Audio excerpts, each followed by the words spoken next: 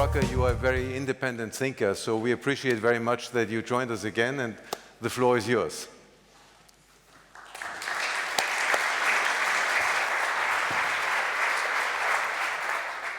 Thank you, Richard. As an Irishman, I don't mind being called a rebel. It's fine. Delighted to be back with you again. Nice to see Doris again. She's absolutely right, of course. Information has been with us since forever and will be with us forever, whether we're around or not. We are overstuffed with it. She did mention, actually, telling me that one person who wasn't concerned with all this was Peter, who never used the internet, never had a television on unless it was the World Series, never got beyond the electric typewriter, sent his articles over by fax, not by email, and so was unstuffed by information or worried by it.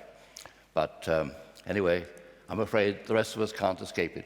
It's there for us, and it's up to us to use it. I think I agree totally with Don that the two great technological innovations in history were to do with information. And what they did was transfer power. The printing press transferred power from the only people who could read, the aristocracy and the priests, to the people. And that was fundamentally earth-shattering. And the internet, in the same way, is transferring power to the center, from the center to individuals. And what individuals do with it is entirely up to us, and that's the dawning of this new age of complexity. Well, I thought Don's examples of collaborative, self-organizing systems was absolutely startling and amazing and wonderful. It just shows what the individual can do. But I thought it would be interesting if I focused on what you, as an individual, can do to cope with complexity in your life and in your work. Because the holders of power, the holders of information, are going to fight back. And they're going to use the new tools of information to try and stop you using the tools of information to collaborate and organize. And that's going to be the new conflict, it seems to me, of the coming age of complexity.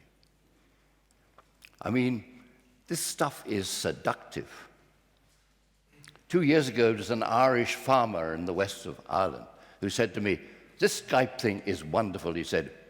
"I was Skyping my daughter in California the other day, and I heard a bell ring, and she said, 'Dad, that's the doorbell. Would you mind keeping an eye on young William while I go down and answer the door?'" Babysitting transcontinental. Wonderful. Actually, of course, that's what our institutions like to do, and they call it real-time monitoring. They can actually nowadays keep a careful check on everything that has been done everywhere in their organization. But I have to warn them that helicopter parenting doesn't work in a family, and it won't work in the organization. You will take trust away. You will inhibit creativity and individual initiative. So you can abuse these new sources of power very easily if you try to control it still in the center. Because power inevitably is passing from the center to the individual, and the center will fight back. Please don't, is one of my messages to you. Now, I wanted to find an image of complexity because we're going to get very tired of this word over the next 2 days. And now, I thought murmurations was wonderful, of course. It shows the positive use of self-organizing in the world of complexity. I wanted a pictorial image because I think those images live in your mind longer than any solutions in words. And the best I could come up with was Jackson Pollock. Number 14 gray, he calls it. Not trying to, control the world with large-scale titles and so on. So is that a mess, or is it art? Either way, I think you have to admit it's exciting. It's also unmanageable. You will see that the title of my talk is Managing Complexity, ? Because along with Helga, I don't think you can actually manage it, but you can exploit it. There's no way that the center in there, in that picture, well, there isn't a center, but there's all sorts of things that can be connected up. Room for actually all sorts of new connections too. Blobs, some of these murmurations that will be going on can be found in there. And so that, to me, is the symbol of what the world is going to look like. A mess, but a creative mess. Chaos, if you like, but exciting, it seems to me. Now,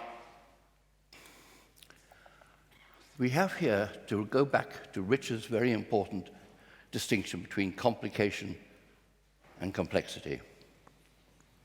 I was brought up in a decent, respectable set of institutions, my family, conformist, decent schools, and basically I was taught that the world is complicated, but essentially simple.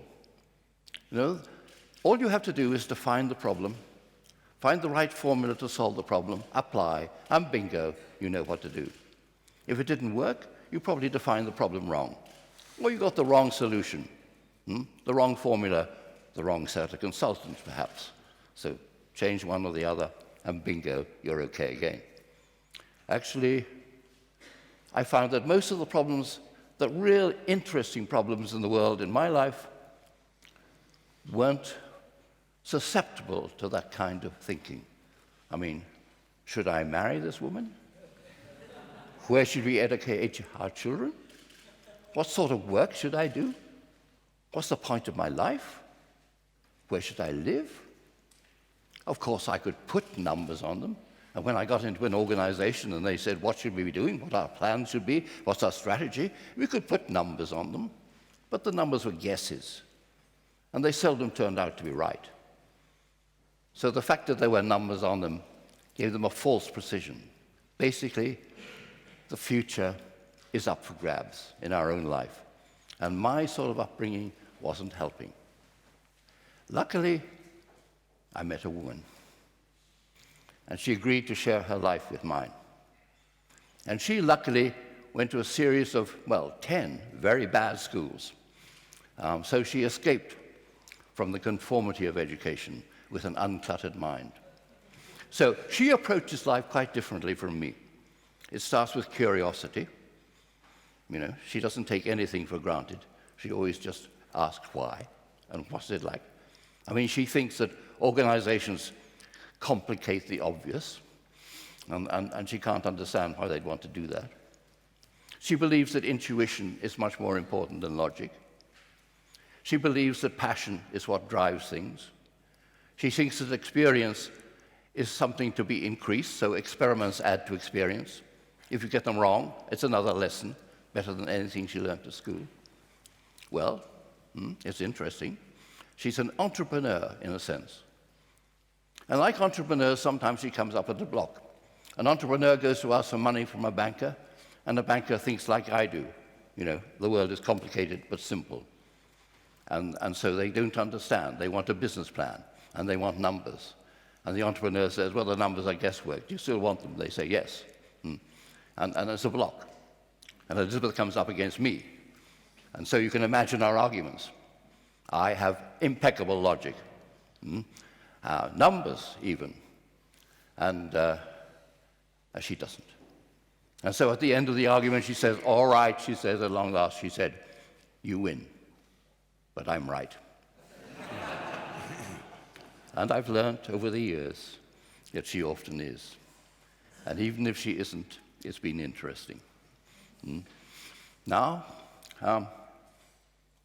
here she is.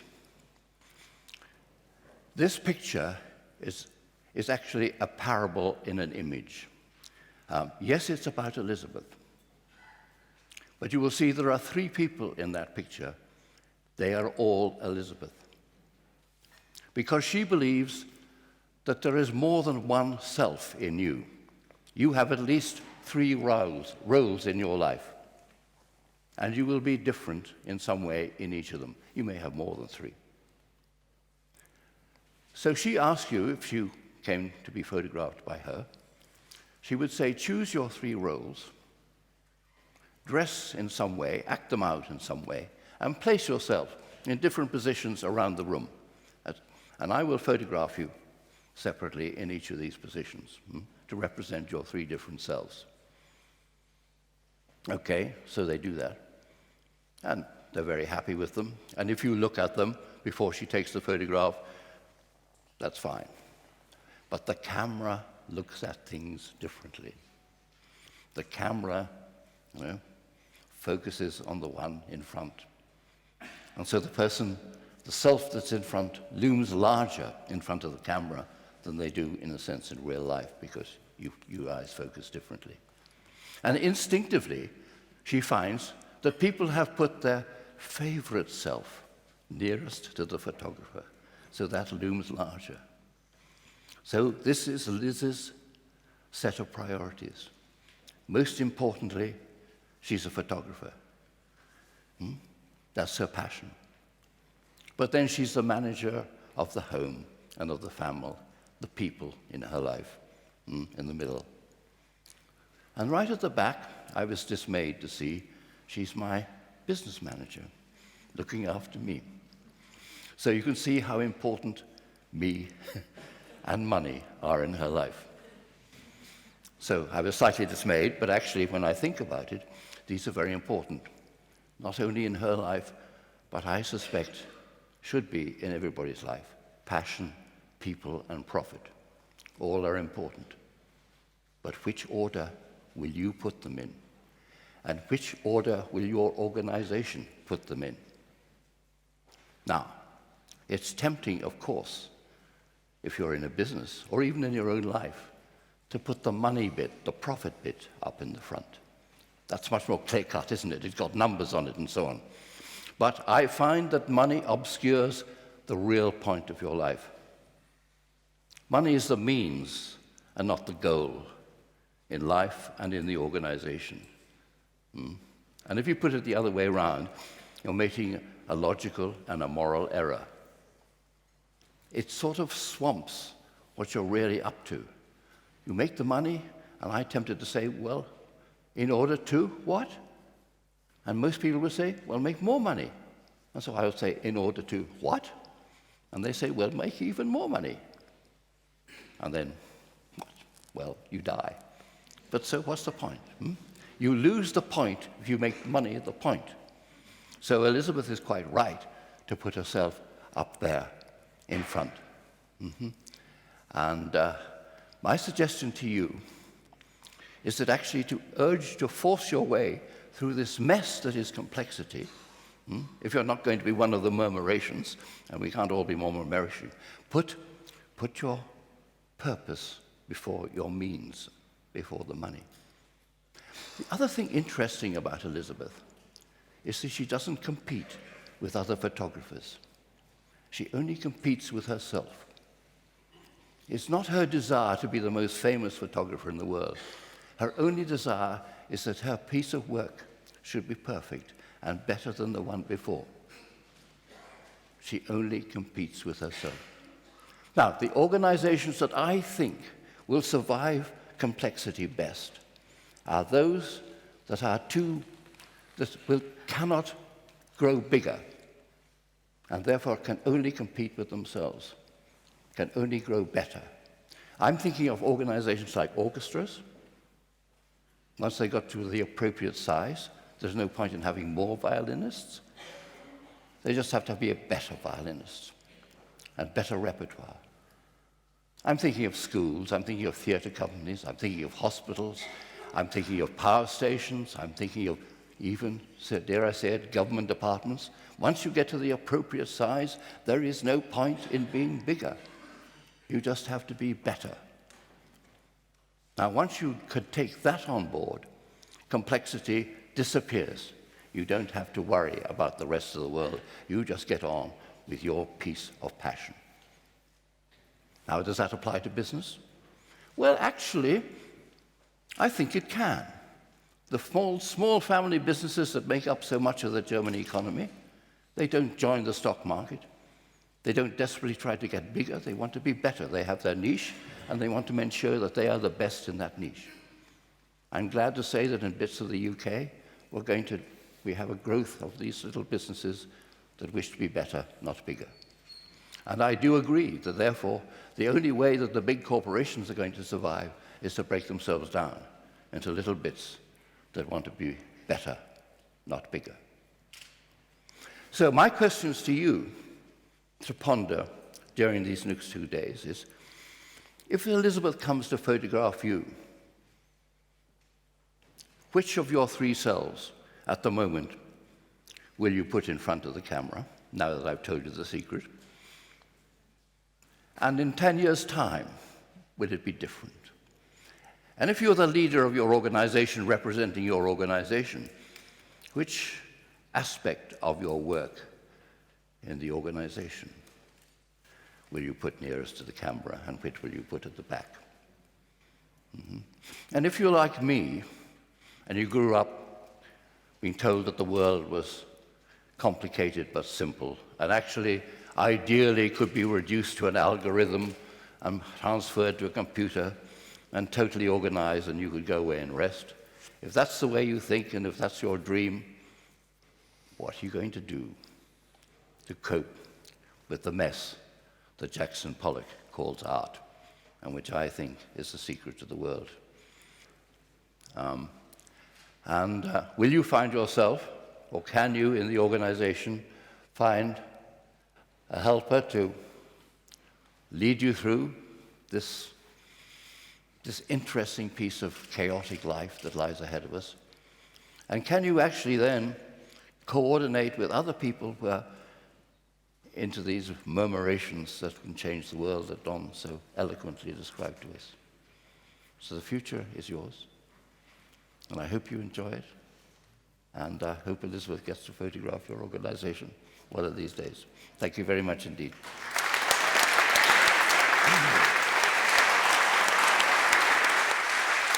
Thank you.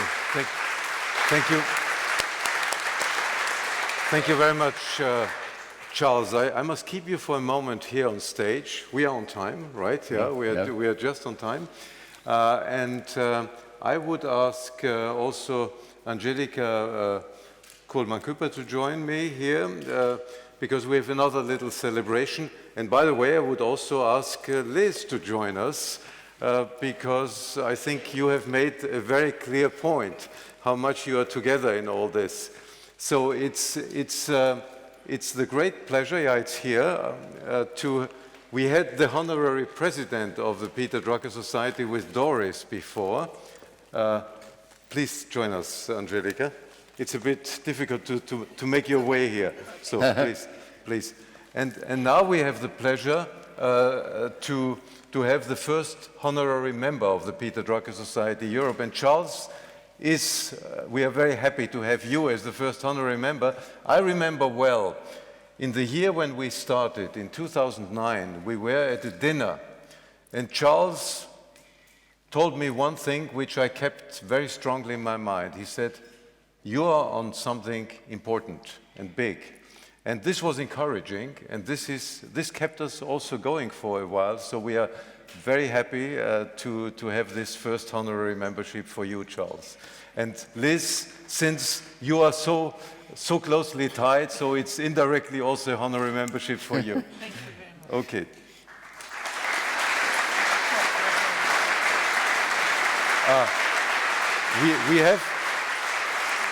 We have, in addition, we have something, a little bit of a present that we can send to you, because you don't need to carry it.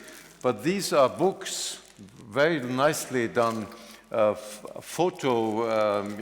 illustrated books about each of the Drucker forums. So if we may hand this over to you for the moment, but we can get it sent to you. Thank you. Thank you very much.